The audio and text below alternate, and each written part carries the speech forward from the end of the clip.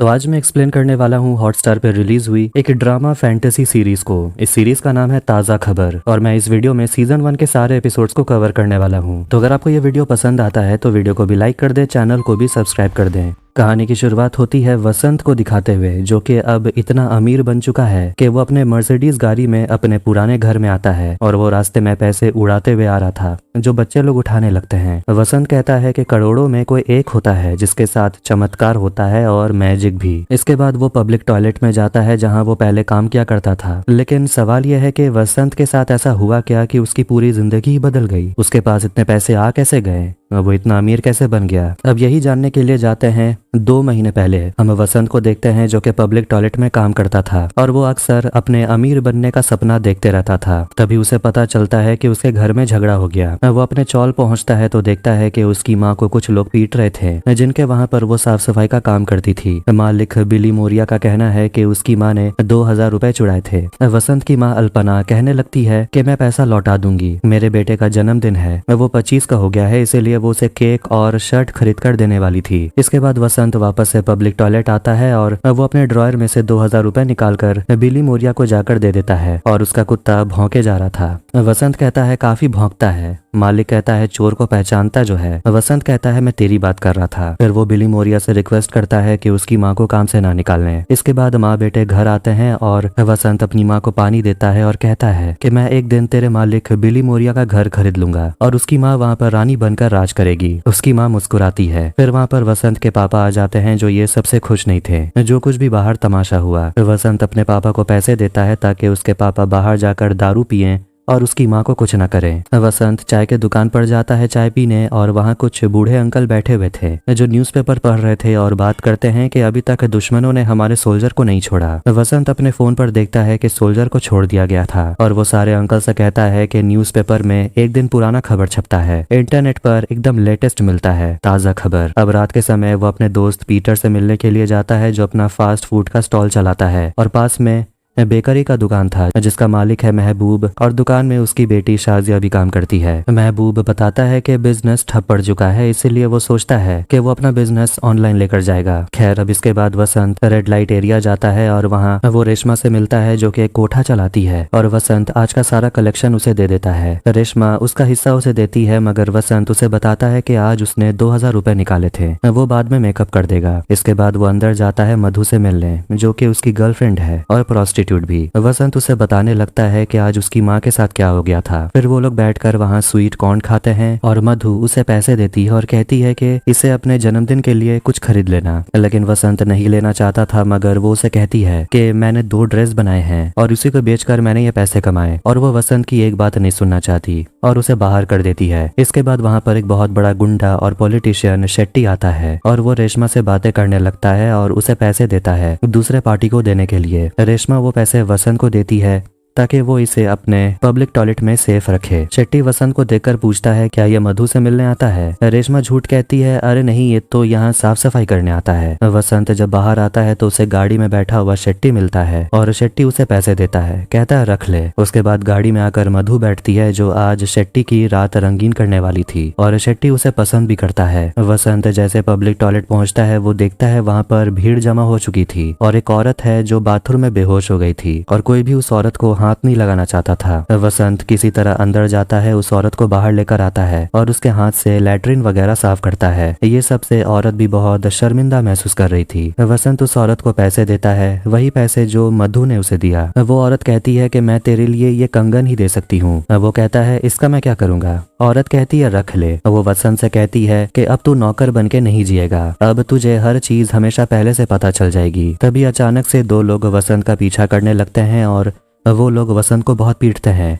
और कंगन लेकर वसंत के चेहरे पर एक मुक्का मारते हैं जिसके चलते वसंत के चेहरे पर घाव बन गया था और वो लोग वहां से भाग निकलते हैं। शेट्टी मधु को एक महंगा बैग देता है और उसे पूछता है कि वो लुक्खा तेरा लवर है, मार दूं क्या उसे। मधु घबराने लगती है और शेट्टी हंसता है। रात में जब वसंत अपने घर वापस आता है तो उसके चेहरे पर घाव देखकर उसके पापा परेशान होकर वहां से चले जाते हैं और कुछ कहते ही नहीं। तभी वसंत के फोन पर एक नोटिफिकेशन आता है और खबरदार नाम का एक ऐप अपने आप इंस्टॉल हो जाता है। सुबह होती है तो ऐप से नोटिफिकेशन आता है कि अरेबियन सी में तूफान उठेगा और उसी का अलर्ट उसे मिला था। जब वो नहाकर निकलता है तो उसकी माँ उसके लिए नया शर्ट लेकर आई थी क्योंकि आज उसका जन्मदिन था और वो अपने बेटे के शरीर पर घाव देखती और चिल्लाने लगती है कि आखिर तुझे मारा किसने। मगर वो बात को टालने लगता है, कहता है कुछ लड़के थे उनसे झगड़ा हो गया था और वो डॉक्टर के पास ही जा रहा है। फिर वो अपनी माँ का दिया हुआ शर्ट पहनकर बाहर निकलता है। फिर उसे मैसेज आता है कि मुंबई में मूसलाधार बारिश होगी, लेकिन बाहर का मौसम तो बिल्कुल साफ था। इसके बाद जब वो पब्लिक टॉयलेट में काम कर रहा था तब उसका दोस्त पीटर आता है और उसे उसका बर्थडे गिफ्ट देता है, वो भी एक अंडरवेयर। इसके बाद वो वसंत को लेकर जाता है एक नए ब्रिज के उद्घाटन में जहाँ सीएम आने वाले हैं और शेट्टी भी वहीं होगा। कि इतने में मैसेज आता है कि वो नया ब्रिज गिर जाएगा, 7 लोग घायल हो जाएंगे और एक की मौत हो जाएगी। अब दोनों दोस्त ब्रिज तक पहुंच जाते हैं और वसंत बस खोया हुआ था कि आखिर उसने कौन सा न्यूज देख लिया, ब्रिज तो सही सलामत है। तभी उसे रेशमा का कॉल आता है और वो फोन रिसीव करने के लिए थोड़ा पीछे चला जाता है। जैसे ही 2:30 बजते हैं वो नया ब्रिज पूरी तरह से गिर जाता है और जो न्यूज वसंत को मिला था वो हकीकत में बदल जाता है। यहाँ तक के उसी वक्त तेज बारिश शुरू हो जाती है और तभी उसे उस बूढ़ी औरत की कही गई बात याद आती है कि वसंत को वक्त से हर चीज पहले मिल जाएगी। अब इसके बाद उस समय को देखते हैं जब पहली बार वसंत मधु से मिला था।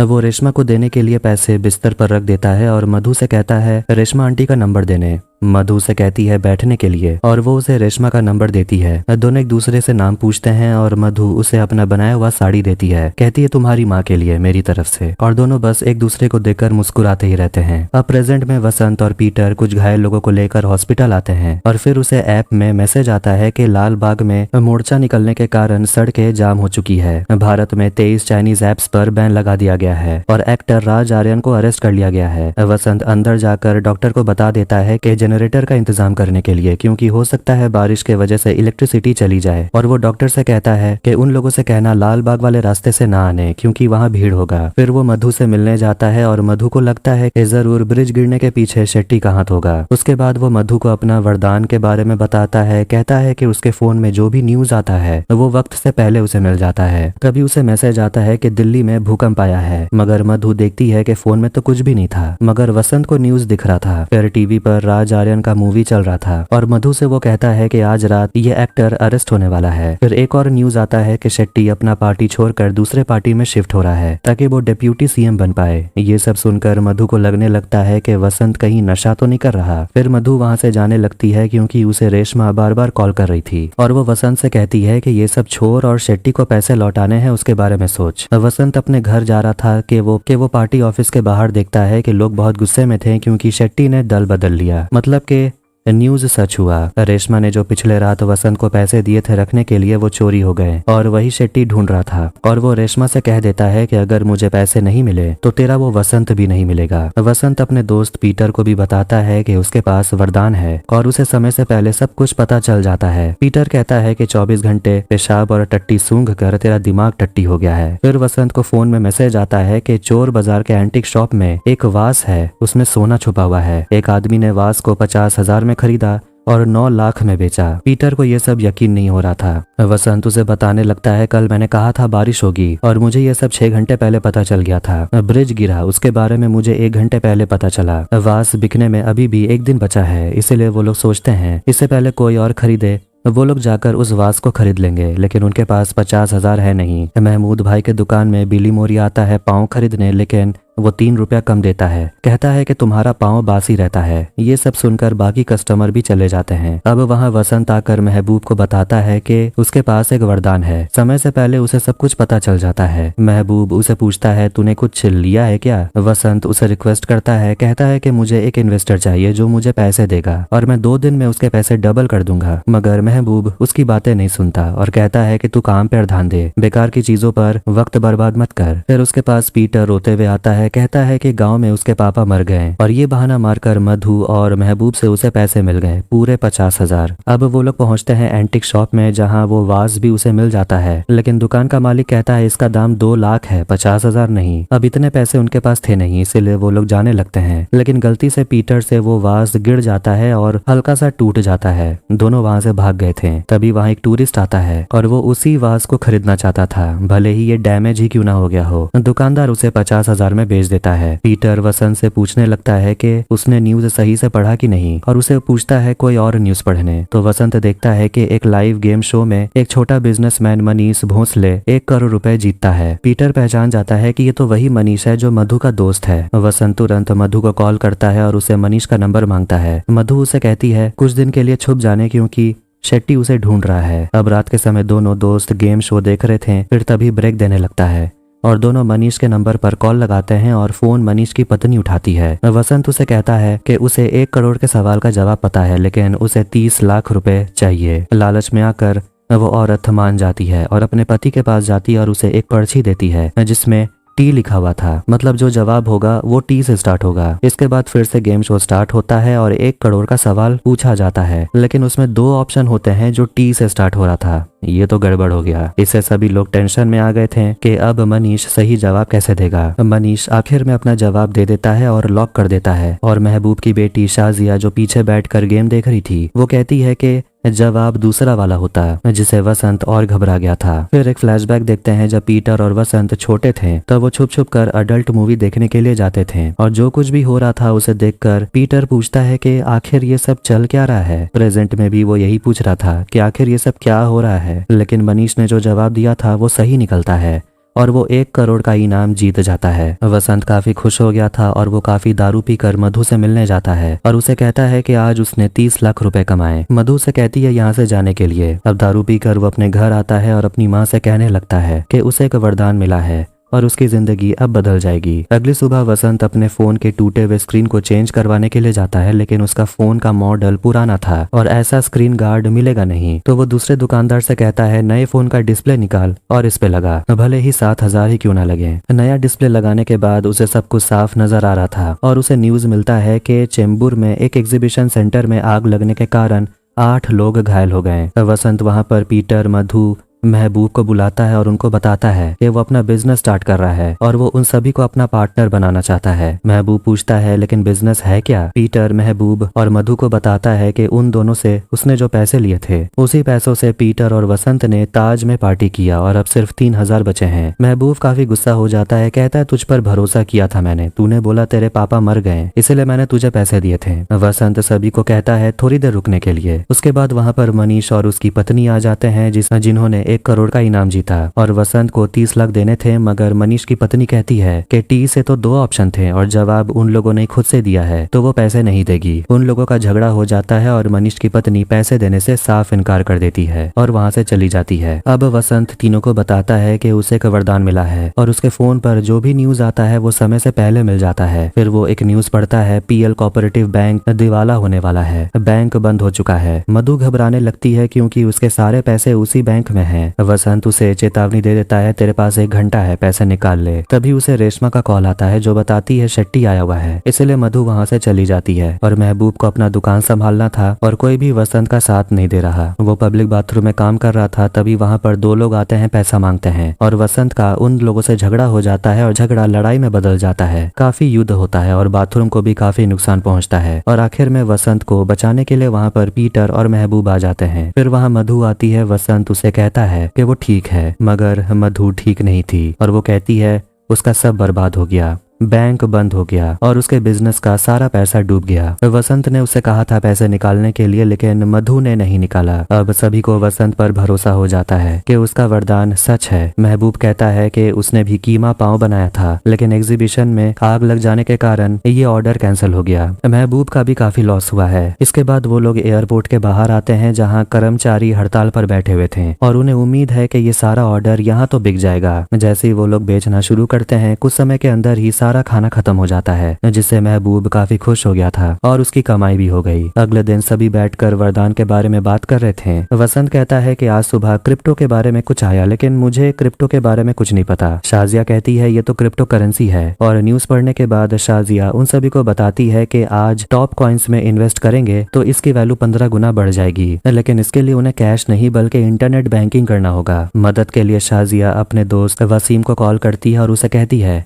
कि तेरे अकाउंट से मुझे 2 लाख चाहिए। अब सारा प्लान सेट हो चुका था और कुछ समय के बाद ही खबर मिलती है क्रिप्टो करेंसी के बाजार में भूचाल आया है और टॉप कॉइन्स का वैल्यू 15 गुना बढ़ चुका है, जिससे कि सभी लोग खुश हो जाते हैं क्योंकि अब तो पैसा ही पैसा। और वसंत मधु को रेड लाइट एरिया से निकालना चाहता था। शाजिया कहती है कि अभी भी प्रॉब्लम खत्म नहीं हुई क्योंकि हमें पैसे निकालने होंगे। जब शाम होती है तो वसीम उनका सारा पैसा विड्रॉ करके उन्हें दे देता है। वो लोग बहुत खुश हो गए थे। वसंत शेट्टी को जितना पैसा चाहिए था वो रेशमा को दे देता है और उसमें इतने पैसे थे कि वो रेशमा से कहता है तू भी ये धंधा बंद कर दे, और वो मधु को वहां से लेकर चला जाता है हमेशा के लिए। और वो रेशमा से कहता है पैसे गिन ले। मधु का भी खुशी का ठिकाना नहीं था। वसंत उसे कहता है कि मैं अपने जीवन में जो कुछ भी चाहा मुझे कभी नहीं मिला, लेकिन अब सब कुछ लेकर रहूंगा मैं। शुरुआत मैंने तुझसे किया है। अब आखिर में शेट्टी रेशमा से मिलने आता है और वो उसे खुशखबरी देता है कि नई पार्टी में मुझे जगह मिल गई है और अब मैं सीधा डिप्यूटी सीएम बनने के बारे में सोच रहा हूँ। और वो सभी को मिठाई खिला रहा था और कहता है मधु को बुलाने, लेकिन रेशमा उसे कहती है वसंत उसे लेकर जा चुका है और उसने मेरे मुंह पर पैसे फेंके और वो मधु को लेकर जा चुका है और वो चली गई। शेट्टी काफी गुस्सा हो गया था। कहता है मैं उसे प्यार करता हूँ और आज मैं उसको लेकर जाने वाला था। बेकरी शॉप में सभी लोग काफी ज्यादा खुश थे। शाजिया पूछती है आगे का प्लान क्या है, लेकिन उसके अब्बू महबूब कहते हैं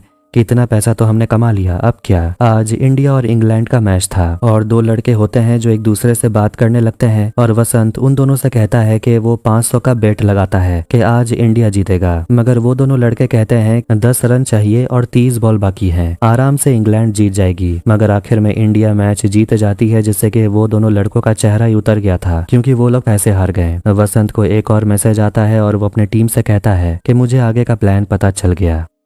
एक और फ्लैशबैक देखते हैं जब वसंत छोटा था और वसंत और उसकी माँ अल्पना बिली मोरिया के घर जाते हैं, जो कि बहुत ही बड़ा घर था। और अल्पना वहाँ पर काम मांगने लगती है और कहती है वो सब कुछ यहाँ काम कर देगी, बर्तन धो देगी, झाड़ू पोछा वगैरह सब कुछ। बिली मोरिया की पत्नी कहती है ठीक है, तुम 10 दिन काम करो, उसके बाद हम देखेंगे कि तुम यहाँ काम कर सकती हो या नहीं। और वो वसंत को टीवी के एकदम करीब खड़े देखकर उसे प्यार से कहती है कि तुझे चश्मा लग जाएगा, थोड़ा दूर हट। वो औरत पूछती है कि ये स्कूल जाता है या नहीं। अल्पना कहती है इस साल पैसों की तंगी के वजह से स्कूल नहीं भेज पाई। अब कहानी प्रेजेंट में आती है और हम देखते हैं कि सभी लोग बैठकर खाना खा रहे थे और वसंत मधु को बताता है कि शेट्टी डिप्यूटी सीएम बनने वाला है। मधु से कहती है कि अगर वो अमेरिका का प्रेसिडेंट भी बन जाए तब भी मैं उसके साथ नहीं रहती। फिर उसे मैसेज आता है कि कल से क्रिकेट वर्ल्ड कप शुरू होने वाला है और वो सभी को आइडिया देता है ताजा खबर के मदद से अब वो बैटिंग करेंगे। महबूब मना करता है, लेकिन वसंत ये करना चाहता था। लेकिन फिलहाल प्रॉब्लम यह है कि उन्हें एक बुकी की जरूरत होगी जो ये बैटिंग करवाए। महबूब बोलता है कि उसका ब्रदर इन लॉ है साजिद, वो ये सब करवाता है। अगले दिन इंग्लैंड वर्सेस साउथ अफ्रीका का मैच होना था। वसंत वर्धान नाम से अपना नाम रजिस्टर कराता है और इंग्लैंड पर बेट लगाता है कि वो पहले टॉस जीतेगा।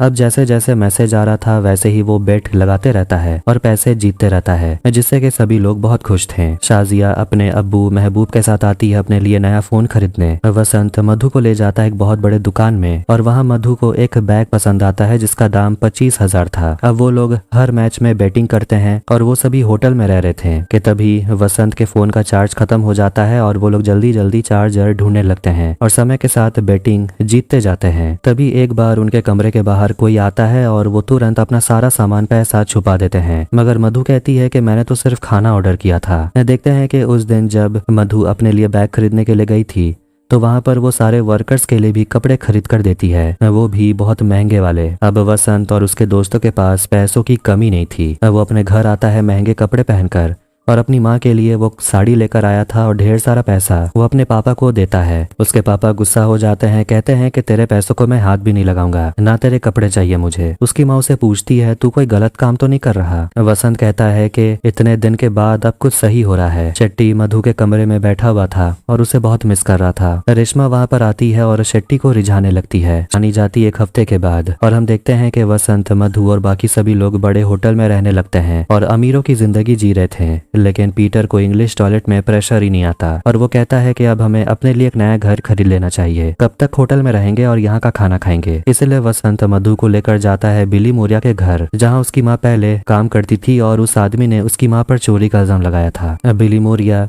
उसे देखते ही उस पर चिल्लाने लगता है, कहता है कि तेरी माँ काम पर क्यों नहीं आ रही। वसंत उसे कह देता है कि अब वो काम पर कभी नहीं आएगी। वसंत उसे कहता है कि ये घर मैं खरीदना चाहता हूँ और उसे ढेर सारा पैसा भी देता है। बिली मोरिया वसंत को घर से निकाल देता है, कहता है कि तू चाहे जितने पैसे लेकर आए, मैं तुझे ये घर कभी नहीं बेचूंगा। जब वो लोग घर से बाहर आते हैं तो उन्हें टैक्सी भी नहीं मिल रही थी और वसंत कहता है मैं खुद के लिए गाड़ी खरीदूंगा। अब इसके बाद वो अपने लिए मर्सिडीज खरीदता है और रास्ते में शेट्टी अपनी मधु को देख लेता है वसंत के साथ। अब इसके बाद देखते हैं कि शाजिया अपने कॉलेज की पढ़ाई करने के लिए अमेरिका जाना चाहती थी, लेकिन महबूब कहता है मुंबई में कोई कॉलेज देख लेने के लिए और मैं तुझे यहाँ से दूर जाने नहीं दूंगा। वसंत महबूब से कहता है आगे जाने के लिए थोड़ा दूर तो जाना पड़ता ही है क्योंकि सबके पास वरदान जो नहीं होता। मधु इस बात से चौंक जाती है क्योंकि ये काफी रूड था। पीटर कहता है काश मेरा बाप भी तेरी तरह होता जो मुझे लात मार के बाहर निकाल दिया। तभी वसंत को पता चलता है कि एक फैक्ट्री में आग लगने वाली है। महबूब फैक्ट्री वाले को खबर कर देना चाहता था मगर वसंत कहता है कि ये सब हमारा काम नहीं है। अभी ये सब कुछ मधु को पसंद नहीं आ रहा था। पीटर अपनी रशियन गर्लफ्रेंड के साथ होता है लेकिन वो जानता है उसकी गर्लफ्रेंड रशियन नहीं है। तभी वो लड़की अपना नकली बाल निकालती है और वो इंडियन थी। पीटर भी उसे कह देता है मेरा असली नाम राजा चौधरी है। अब बहुत दिनों के बाद वसंत अपने घर वापस आता है तो उसके पापा को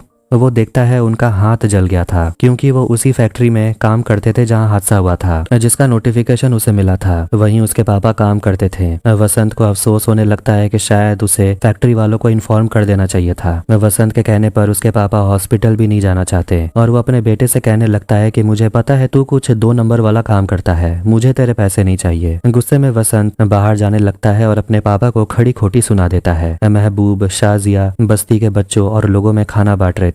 शाजिया अपने अब्बू से कहती है मुझे पता है आपको बेटिंग पसंद नहीं है। महबूब कहता है ये सब तो मैं तेरे लिए ही कर रहा हूँ। दूसरी तरफ मधु कोठे में जितनी भी औरतें काम करती हैं उन्हें अपने काम में शामिल होने को बोलती है। कहती है कि उन सभी को कपड़ा सिलना होगा और उन्हें टाइम पर तनख्वाह भी मिल जाएगा। वो सभी लोग काफी खुश हो गई थी। फिर वो रेशमा को भी गिफ्ट देती है जिसे देखकर वो पूछने लगती है कि तुझे कोई लॉटरी लग गई है क्या। फिर वहाँ वसंत आता है और रेशमा उसे पूछती है कि तू कुछ गलत काम तो नहीं कर रहा। वसंत उल्टा उसे कहने लगता है कि कोठा तू चलाती है और तू मुझसे पूछ रही है कि मैं कोई गलत काम तो नहीं कर रहा। अब ये बात रेशमा के दिल पर लग जाती है और वो उसे कहती है कि सुना है तू बेटिंग करता है लेकिन तू छोटे लोगों के बीच खेल रहा है, मैं तुझे बड़ा टेबल दिखा सकती हूँ, बड़े लोगों के साथ खेल। मधु इशारा में मना करती है मगर वसंत अब रुकने वाला नहीं था। रेशमा उसे किस्मत भाई से मिलाती है जो अपना खुद का बेटिंग इंडस्ट्री चलाता है, लेकिन किस्मत भाई वसंत के बारे में सब कुछ जानता है और कहता है कि तू तो वही है वरदान, मैं तेरे बारे में सब कुछ जानता हूँ लेकिन अब गेम बड़ा होने वाला है और मैं जानता था कि तू मेरे पास जरूर आएगा और मैं तेरी किस्मत बदल सकता हूँ। वसंत कहता है वो तो ऑलरेडी बदल चुकी है और वो ऑस्ट्रेलिया के ऊपर 50 लाख का बेट लगाना चाहता था। किस्मत भाई उसे पूछता है तुझे लगता है वो जीतेगी, तो 1 करोड़ लगा, छोटा क्यों खेलता है। फिर अगले मैच में हम देखते हैं कि ऑस्ट्रेलिया मैच जीत जाती है जिससे वसंत काफी खुश हो गया था। वसंत और मधु खंडाला आए हुए थे और वसंत सोचने लगता है कि कहीं वो भगवान तो नहीं, क्योंकि उसे सब कुछ पहले जो पता चल जाता है। मधु कहती है कि मुझे भगवान पर यकीन नहीं, कि तभी उसे मैसेज आता है कि तभी उसके दरवाजे पर पुलिस पहुंच जाती है और बेटिंग करने के जुर्म में उसे अरेस्ट कर लेती है। वो अपने फोन में देखता है कि यही मैसेज उसे मिला था। अब बेटिंग के चक्कर में बहुत कोई गिरफ्तार हुए हैं। फिर हम फ्लैशबैक देखते हैं जब वसंत और पीटर बहुत छोटे थे और वो महबूब वाले बेकरी में आते हैं पेस्ट्री खाने के लिए, लेकिन उनके पास पैसे नहीं थे, इसलिए दोनों वहां पर आने वाले कस्टमर का पैसा चुराते हैं और ये सब कुछ महबूब देख लेता है। जब दोनों चुराए हुए पैसों से पेस्ट्री खा रहे थे, महबूब वहां पर आकर उन दोनों को एक एक और पेस्ट्री देता है और उनको समझाता है चोरी मत करना, पैसे कमाने हैं क्या। महबूब बताता है कि मुझे एक डिलीवरी वाला चाहिए और सामने सुलभ शौचालय है, वहाँ कोई चाहिए मदद करने वाला, तुम दोनों बताओ तुम में से कौन कौन सा काम करेगा। पीटर कह देता है मैं डिलीवरी करूंगा और मजबूरी में वसंत को सुलभ शौचालय में काम करना पड़ता है। कहानी प्रेजेंट में आती है। देखते हैं कि पुलिस वसंत को पीट रही होती है और पूछ रही होती है कि 2 महीने पहले तू बाथरूम साफ करता था और अब तू करोड़ों की गाड़ी में घूमता है, क्या किया है तूने, कहीं तू मैच फिक्सिंग तो नहीं करता। लेकिन यहाँ भी वसंत उससे कहने लगता है कि मैं तेरे तरफ से बेटिंग करूंगा, तुझे डबल दूंगा, मुझे वरदान मिला हुआ है, मैं कभी गलत नहीं होता। अब ऑफिसर भी सोचने लगता है और वसंत को छोड़ देता है। जाते जाते वसंत उनसे कह देता है मेरे जैसे लोगों के पीछे मत जाओ, डॉग पे कोकेन डिलीवर होने वाला है, जाके उसे पकड़ो। इसके बाद वो वापस होटल आ जाता है और मधु बहुत सारे सवाल पूछने लगती है, मगर वसंत उसे कहता है पुलिस गलती से उसे उठाकर ले गई थी, कोई गलत टिप मिली थी और वो मधु से कहता है किसी को ये बात नहीं बताने। कि वो अरेस्ट हुआ था। वो सभी से कहता है कि आज वो बैटिंग नहीं करेंगे, बस मैच देखेंगे। और वो सभी से कहता है अपना अपना फोन सामने रख देने, क्योंकि उसे सभी पे शक हो रहा था कि उन्हीं में से कोई पुलिस को खबर दे रहा है। अब किसी को भी वसंत का ये बर्ताव पसंद नहीं आ रहा था। तभी बाहर एक आदमी आता है और वसंत ने अपने लिए बंदूक खरीदा था, जो वो ले लेता है। महबूब पूछने लगता है आखिर ये सब किस लिए। वसंत कहता है बस खुद की सेफ्टी के लिए। तभी उसे पुलिस वाले का कॉल आता है, जिसे भी वसंत के वजह से बैटिंग में काफी फायदा हुआ, लेकिन उसे लगने लगता है पुलिस वालों का चक्कर सही नहीं है, कहीं वो उसके घर तक ना पहुंच जाए। फिर हम शेट्टी को देखते हैं, जो अब हमेशा रेशमा के साथ वक्त बिता रहा था, लेकिन वो अभी भी मधु को ही याद कर रहा था। रेशमा उसे कहती है मधु को भूल जाने, और यहाँ पता चलता है कि वसंत को पकड़वाने वाला शेट्टी था, और वो सोचने लगता है कि उसे कुछ और तरीका ढूंढना होगा वसंत का बैंड बजाना है। तो रेशमा उसे कहती है क्रिमिनल को रंगे हाथों पकड़ना होता है। वसंत अपनी माँ को घर से लेने के लिए आता है, लेकिन उसके पापा अभी भी नहीं जाने वाले थे। वो अपनी माँ को बिली मोरिया के घर के सामने लेकर आता है। उसकी माँ उसे कहती है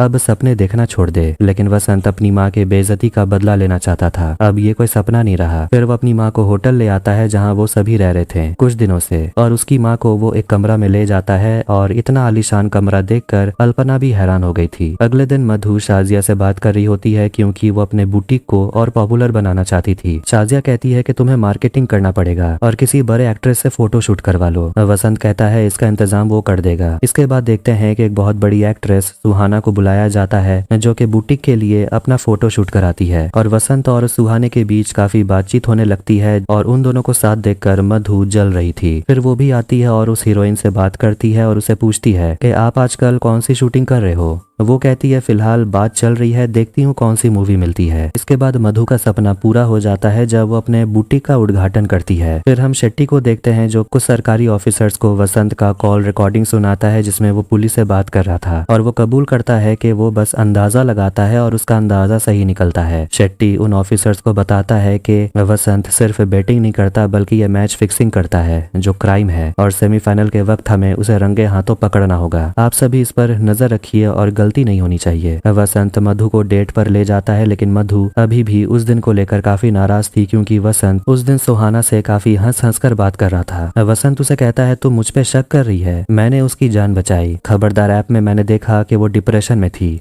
और उसे पैसों की जरूरत थी, मैंने उसकी मदद की।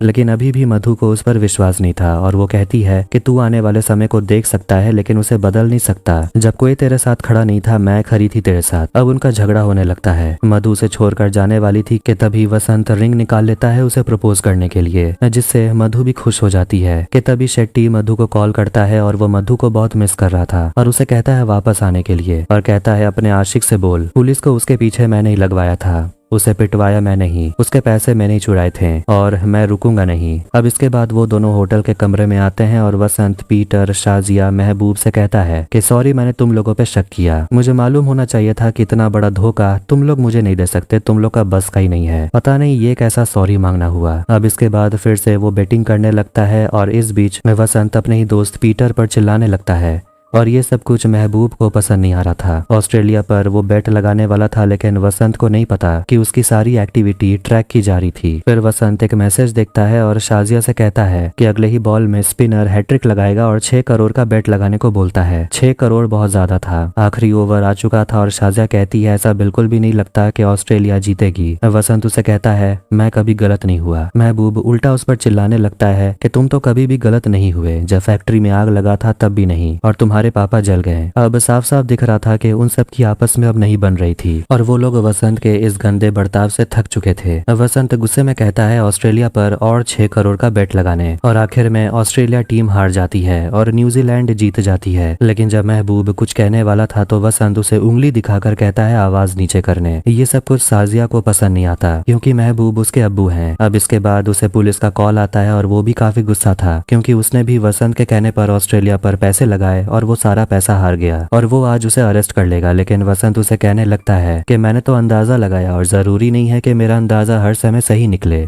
मैं फिक्सर थोड़ी हूँ। और ये सबसे शेट्टी भी परेशान हो गया था, क्योंकि वो मैच फिक्सिंग के आरोप में वसंत को अरेस्ट करना चाहता था, लेकिन आज वो बेटिंग हार गया तो वो वसंत के ऊपर मैच फिक्सिंग का आरोप कैसे लगाए, और यही तो वसंत का प्लान था। फिर फ्लैशबैक देखते हैं जहां वसंत को उसकी माँ समझा रही होती है कि तुझे अगर कुछ बनना है तो ऐसा इंसान बनना जो चमत्कार करे, जादू नहीं। वसंत पूछता है जादू और चमत्कार में क्या फर्क होता है, तो अल्पना बताती है जादू धोखे से होता है और चमत्कार विश्वास से। तभी वहाँ पर वसंत के पापा आते हैं और वो जॉब ढूंढने के लिए गए थे, लेकिन उन्हें कोई भी काम नहीं मिला। वो अंदर से बिल्कुल टूट चुके हैं और कहते हैं कि लोग बोलते हैं ग्रेजुएशन करो नौकरी मिल जाएगी, लेकिन कहाँ मिल रही है नौकरी। अब वो वसंत के लिए एक खिलौने वाला बंदूक लेकर आए थे। कहानी प्रेजेंट में आती है और हम देखते हैं जैसे ही वसंत बंदूक लेकर होटल से बाहर आता है तभी होटल में पुलिस पहुंच जाती है और वो कमरे की छानबीन करने लगते हैं। वसंत को पता चलता है कि बिली मोरिया का कुत्ता गुम हो गया था, लेकिन जब कुत्ता मिल गया तो बिली मोरिया इनाम के पैसे देने से मना कर दिया। पुलिस मधु के बुटीक तक भी पहुंच जाती है। फिर हम देखते हैं कि वसंत बिली मोरिया को वीडियो कॉल करता है और उसे दिखाता है कि उसका पागल कुत्ता मिल गया जो यहाँ बच्चों को परेशान कर रहा था। वसंत बिली मोरिया से कहता है तेरे कुत्ते को मारकर बच्चों को बचा लूं क्या। बिली मोरिया घबराने लगता है। वसंत बिली मोरिया के कुत्ते को बचा लेता है और वापस उसे ले आता है, लेकिन बदले में बिली मोरिया का वो घर चाहता है। अब ये कुत्ता बिली मोरिया के लिए उसका बच्चा जैसा था, तो बिली मोरिया घर देने के लिए मान जाता है और वो घर की चाबी वसंत को दे देता है और वसंत अपनी गाड़ी बिली मोरिया को दे देता है। फिर वो गाड़ी की डिक्की में पैसा देखता है, वो भी भर भर के पैसा रखा हुआ था। ये देखकर उसका होश उड़ गया था। कहानी जाती है एक रात पहले और हम देखते हैं कि वसंत और बाकी लोग मिलकर होटल से सारा पैसा दूसरी जगह शिफ्ट कर देते हैं और इसीलिए पुलिस को कुछ भी नहीं मिला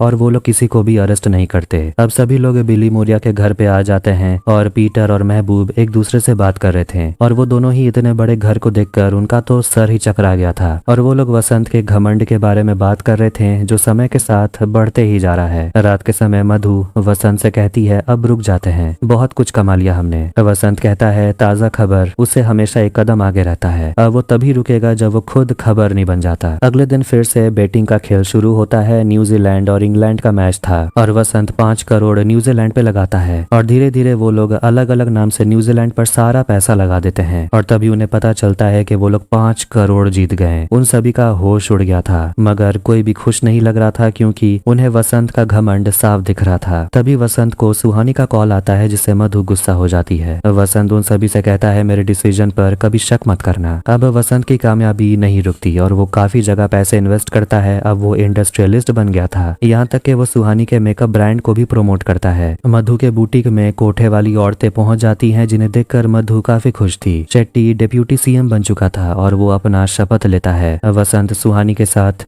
काफी ज्यादा वक्त गुजार रहा था जो मधु को पसंद नहीं आ रहा था। अब न्यू ईयर ईव का वक्त आ जाता है, मतलब के साल का आखिरी दिन। वसंत अपने घर पे पार्टी रखता है और सभी लोग वहां पर आते हैं। मधु महबूब और पीटर से मिलती है और उन दोनों को देखकर वो यहाँ काफी खुश थी क्योंकि वो बहुत दिनों के बाद उनसे मिल रही थी। फिर वो दोनों वसंत से मिलते हैं और महबूब बताता है कि उसकी बेटी शाजिया अमेरिका चली गई है पढ़ाई करने, लेकिन वसंत को तो उन दोनों से बात करने का समय ही नहीं था। उसके बाद उसे पता चलता है कि एक और न्यूज सामने आने वाली है जिसमें शेट्टी और मधु का एक एमएमएस लीक हुआ है। ये देखकर वो परेशान हो गया था क्योंकि वो जान गया था कि अब किसी भी तरह ये खबर सच होके रहेगा। फिर उस पार्टी में शेट्टी आता है और उसकी और वसंत की नोकझोंक फिर से शुरू हो जाती है, लेकिन वसंत को झटका तब लगता है जब वहां उसके पापा आ जाते हैं और वो शेट्टी का जूता पोंछने लगते हैं। ये सब वसंत को पसंद नहीं आता और शेट्टी वसंत को हैप्पी न्यू ईयर कहकर वहां से चला जाता है। मधु पर वो पहले से ही गुस्सा था क्योंकि उसे पता था कि वो उसे धोखा जरूर देगी, इसलिए वो सुहानी को जाकर किस कर लेता है और मधु उसे एक थप्पड़ लगा देती है। दोनों का झगड़ा होने लगता है। वसंत मधु से कहता है कि मधु ये सब कर सकती है लेकिन वसंत नहीं कर सकता। मधु से कहती है कि ये तेरा वरदान श्राप है। महबूब मधु को वहां से लेकर चला जाता है जो अब बहुत ज्यादा टूट चुकी थी। पार्टी खत्म हो जाती है। अल्पना अपने बेटे से बात करती और कहती है तू अपने बिल्कुल बाप जैसा बन गया है। उसको 2 चीज कभी हजम नहीं हुई, शराब और खुशी। तेरे पापा जैसे भी हैं वो कभी बदले नहीं। मधु वापस कोठे में आ जाती है और वो अपने कमरे में चली जाती है। फिर वहाँ शेट्टी आता है, उसके पास बैठता है और यही फोटो रेशमा क्लिक कर लेती है। शेट्टी वहाँ से फिर चला जाता है। मधु अकेले रोने लगती है। वसंत अपने घर आता है और रास्ते में वो पैसे उड़ा देता है जो बच्चे लोग उठाने लगते हैं। फिर वो पब्लिक टॉयलेट जाता है जहाँ वो काम करता था और वो उस लड़के को ढेर सारे पैसे देता है।